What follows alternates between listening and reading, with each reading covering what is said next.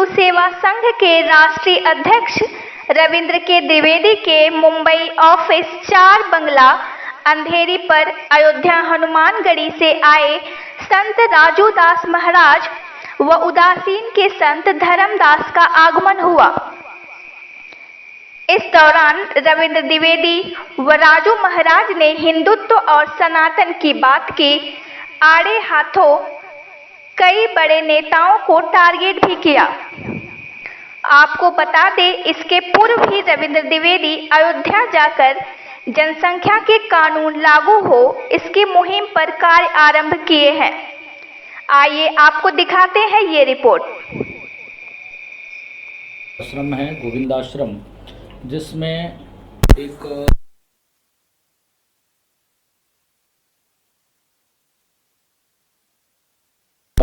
पूज्य जो हमारे पूर्वाचार्य हैं, आचार्य हैं, उनकी जीवन पर पुण्यतिथि पर जो है कार्यक्रम, इस निमित्त मैं आया हूँ।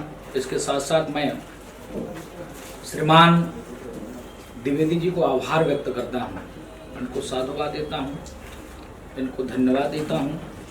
द्विवेदी जी एयरपोर्ट से ही पूज्य संतों को माला, फूल, आशीर्वाद लेते हुए ले आकर आश्रम तक जिन्होंने पहुँचाया, पहुँचाने के बाद लगातार जो आम जनमानस है, यहाँ का जो हिंदू जनमानस है, उसको संतों से जोड़ने का कार्य लगातार कर में सनातन धर्म संस्कृति और हिंदुत्व के प्रति भाव, राष्ट्र के प्रति भाव अच्छा है। तो आज आप लोग के सामने में बैठकर बात करने का अवसर मिला है। इसके पहले जब आपकी यात्रा रही होगी मुंबई प्रवास पे, तो सरकार दूसरी थी, अब सरकार बदल गई, कुछ बदल गया है, तो सरकार को लेके क्या कहना चाहेंगे? पहले तो मैं सरकार को, वर्तमान सरकार को, शिंदे साहब को आभार व्यक्त करता हूं और मैं उन शिव सैनिकों को धन्यवाद व्यक्त करता हूं जो शिव सैनिकों ने शिंदे साहब का सहयोग किया और कालनेमी का जो रूप था शिवसेना का, उसको उजागर करके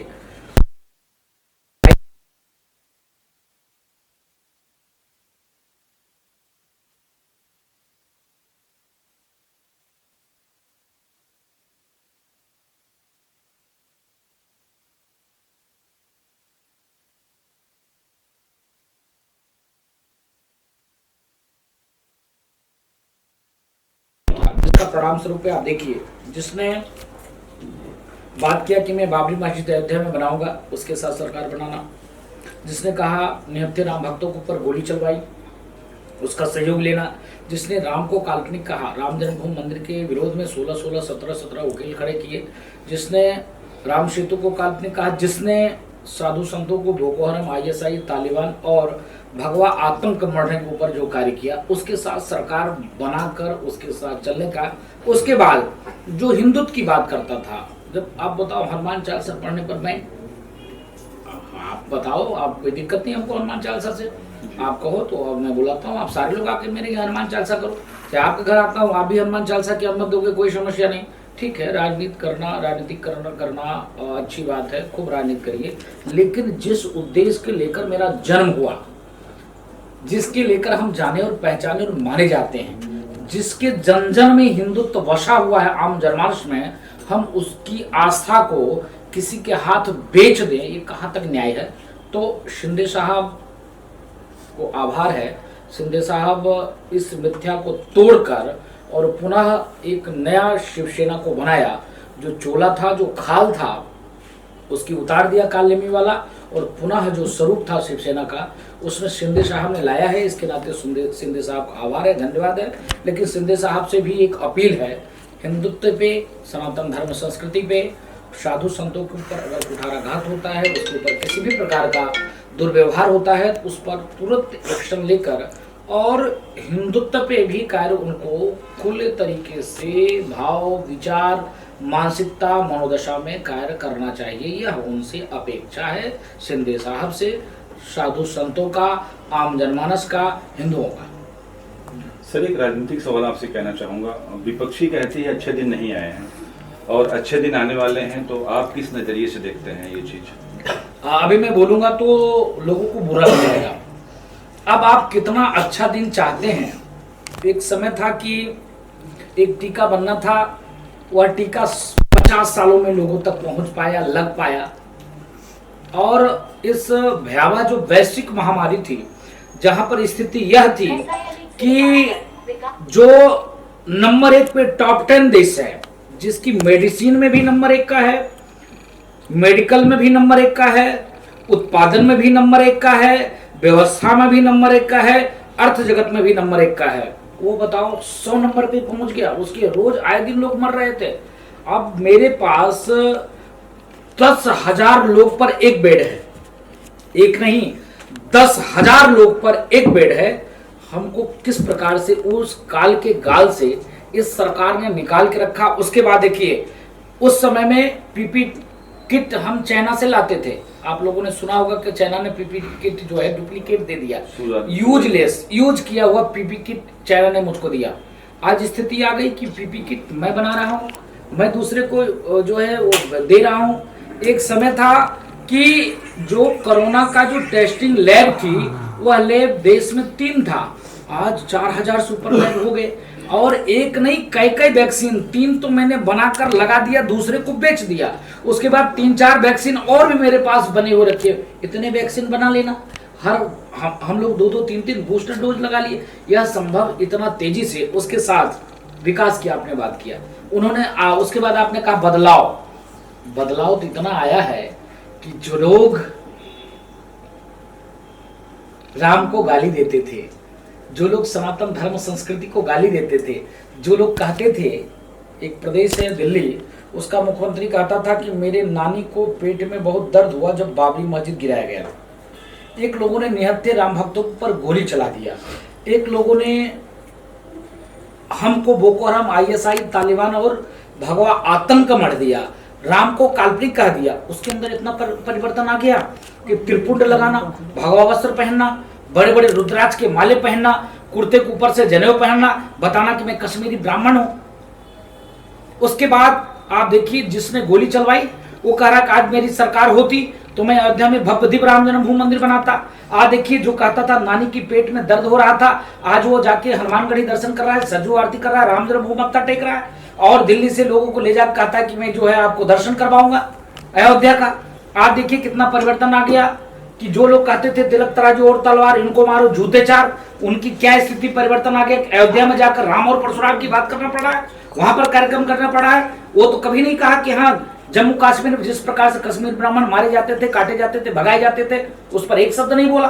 और आज वहां जाकर चर्चा करना, तो परिवर्तन ये है। देख लीजिए, इतना जब इन राजनीतिक लोगों के, इन कालीमियों के, इन गिरगिट जैसे रंग बदलने वाले के ऊपर इतनी बड़ी परिवर्तन का छाप आ गया, तो कैसे परिवर्तन नहीं हुआ? मैं कैसे मान सकता हूं कि परिवर्तन नहीं हुआ? राहुल गांधी जी इन दिनों भारत जोड़ो यात्रा पे निकले हुए हैं, पैदल चल रहे हैं, काफी समर्थन उनको मिल रहा है, तो उसे आप किस नजर से देखना चाहेंगे? कोई बाघ के खाल पहन लेने से भेड़िए बाघ नहीं हो जाते। भेड़िया भेड़िया ही रहेगा, बाघ बाघ ही रहेगा। राहुल जी अच्छे खानदान में तो पैदा लिया, गांधी खानदान में जन्म तो लिया, लेकिन उनके कार्य, उनकी मानसिकता, उनकी संस्कृति, वो चोला ओढ़ लिया जो सदैव सनातन धर्म संस्कृति को गाली देने का कार्य, वो भाव उनके अंदर आ गया कि नहीं। सिर्फ उनके सरकार में बात होती थी एक कौम, एक मजहब, एक संप्रदाय। उन्होंने क्या कहा, उनके एक प्रधानमंत्री थे जो अर्थशास्त्री कहे जाते थे, वो बहुत विद्वान है अपने तरीके से, मैं उनका सम्मान करता हूं। लेकिन जब वो बोला, उन्होंने कहा कि भारत के प्रमुख संपदा पे सिर्फ एक कौम, एक मजहब, एक व्यक्ति का अधिकार है, वो मुसलमान। अब बताओ, भारत के प्रमुख संपदा पे एक देश का प्रधानमंत्री कह रहा है सिर्फ एक वर्ग का अधिकार है, बाकी ये बहुसंख्यक समाज कहाँ चला जाए? हिंदुस्तान छोड़ के कहाँ चला जाएगा? तो भारत जोड़ो यात्रा नहीं है उनका है खुद लोगों से जोड़ो यात्रा। भारत जोड़ो यात्रा नहीं है। कांग्रेस समाज से इतना कट चुका था कि सोने की चम्मच से खाने वाले लोग, सोने की थाली में खाने वाले लोग, वो गरीबों का दर्द क्या जानने गया, वो गरीब की पीड़ा को क्या समझने गया। तो बहुत अच्छा है, बहुत अच्छा लगा। इतना परिवर्तन मोदी जी ने ला दिया। जो सोने से चम्मच से खाता था, जो कभी नहीं उतरता था, वो आम जनमानस के बीच में गली गली आज टहल रहा है। तो खुद को वो अपने आप को आम जनमानस के बीच में जोड़ो यात्रा कर रहा है। भारत जोड़ो यात्रा नहीं है।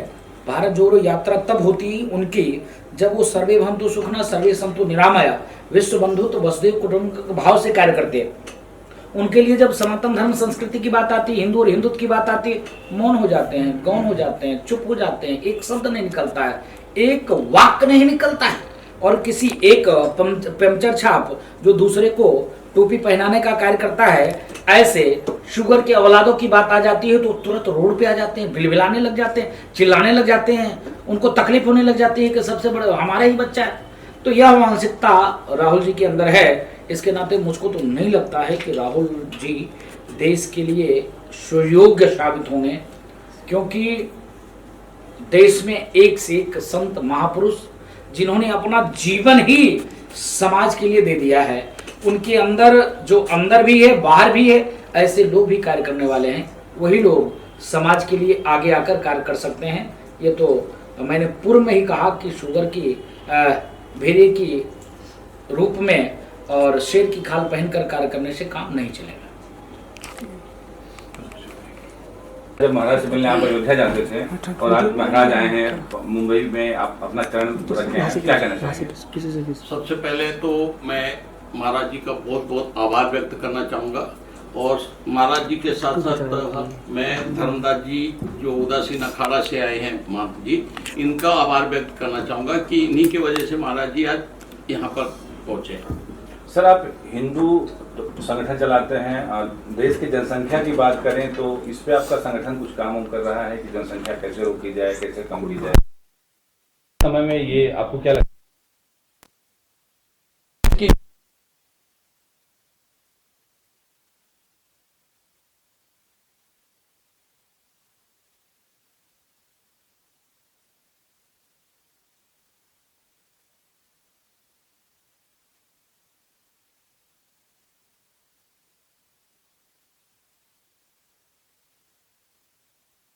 जैसे मेरी बात पर सहयोग मिल रहा है, उन सभी संतों का मैं आभार व्यक्त करना चाहूँगा। और उत्तर प्रदेश और केंद्र सरकार ने, हमने जो अयोध्या में बात रखी थी, हमारे देश के माननीय गृह मंत्री श्री अमित शाह जी ने पीएफआई पे बैन लगा दिया, और उत्तर प्रदेश के माननीय मुख्यमंत्री श्री योगी आदित्यनाथ जी ने जनसंख्या नियंत्रण कानून के लिए बहुत अच्छे प्रबंध किए हुए हैं। और मैं चाहूँगा कि थोड़े और कड़े कानून बने, ताकि मतलब जिस तरीके से देश की जनसंख्या बढ़ रही है उस जनसंख्या पर एक लगाम लगाया जा सके। गुरुजी, जनसंख्या पे रोक लगाना या रोकना, तत्काल प्रभाव से रोकना कितना अच्छा रहेगा, और क्या कहेंगे आप अपने माध्यम से? मैं तो देश के यशस्वी प्रधानमंत्री और माननीय गृह मंत्री जी को आभार व्यक्त करता हूँ।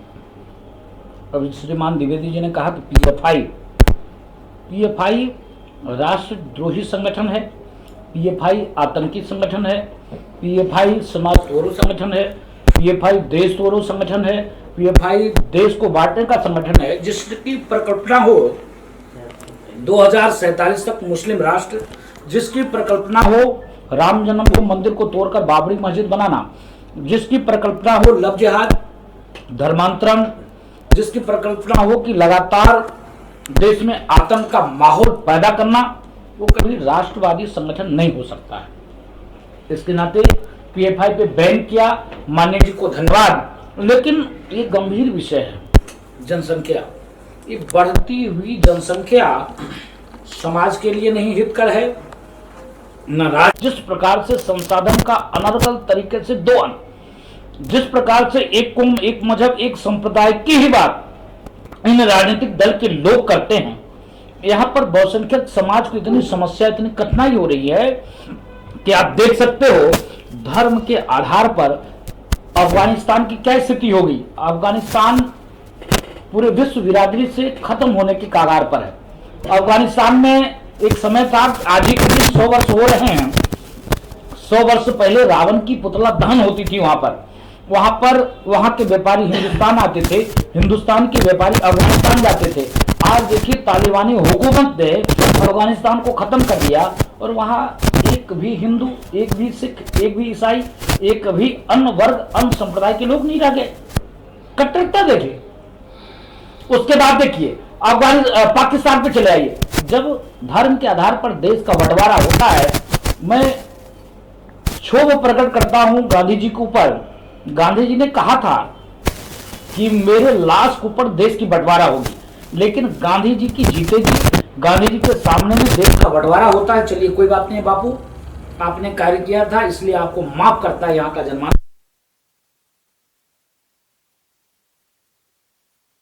जब बंटवारा हुआ तो आप मुसलमान को पाकिस्तान जब ने आपने दे दिया, हिंदू हिंदुस्तान में रहेंगे और मुसलमान पाकिस्तान चले जाएंगे, तो आप पाकिस्तान जाने देते?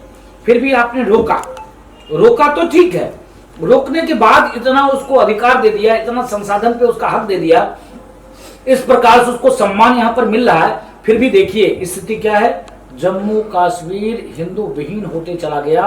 कश्मीरी ब्राह्मण को मारकर मस्जिद से अनाउंस होता था, अपनी बहन बेटी बहू को छोड़ के जाओ और भाग जाओ यहाँ से, जम्मू कश्मीर खत्म कर दो, यहाँ पर इस्लामिक देश, इस्लामिक राष्ट्र और इस्लाम से चलेगा जम्मू कश्मीर। कोई नहीं स्थिति अभी भी मेरी हिंदू के झोपड़ी में इधर उधर भटक हैं और हमारी बहन बेटियों बहू की इज्जत लूटी गई, कोई नहीं बोला। पाकिस्तान की स्थिति क्या होगी? जब हिंदुस्तान हुआ उस समय में यहाँ पर हिंदुओं की, मुसलमानों की संख्या 6 करोड़ थी और पाकिस्तान में हिंदुओं की संख्या 3 करोड़ थी। आज पाकिस्तान में हिंदुओं की संख्या ना के बराबर हो गई, 0 हो गया। और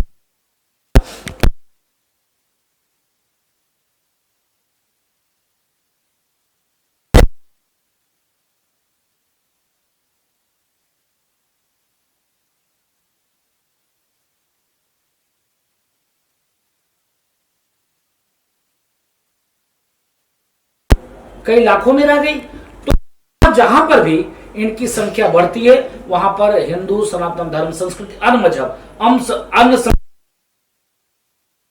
समाप्त कर देते हैं। इसके नाते जनसंख्या निरंतर, उसके साथ साथ ठोस सरकार को निर्णय लेना चाहिए, कड़े कदम उठाना चाहिए कि अगर ये तो सरकारी लाभ नहीं मिलेगा कोई दिक्कत नहीं है, बात नहीं है, ये 3 बीबी 40 बच्चा पैदा ही करेंगे, इनको आप नहीं मना कर सकते। इनके ऊपर एक ही उपाय, अगर एक शादी से ज्यादा किया तो 20 साल के लिए जेल, इनको सरकारी सुख सुविधा बंद, इनको वोट देने का अधिकार खत्म।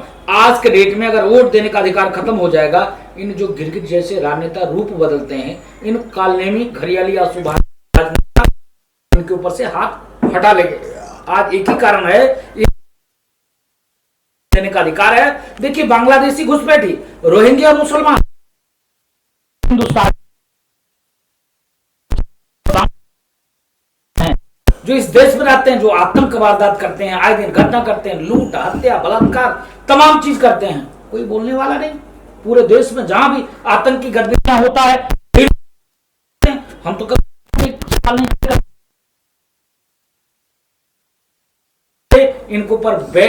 इनके ऊपर प्रतिबंध लगना चाहिए।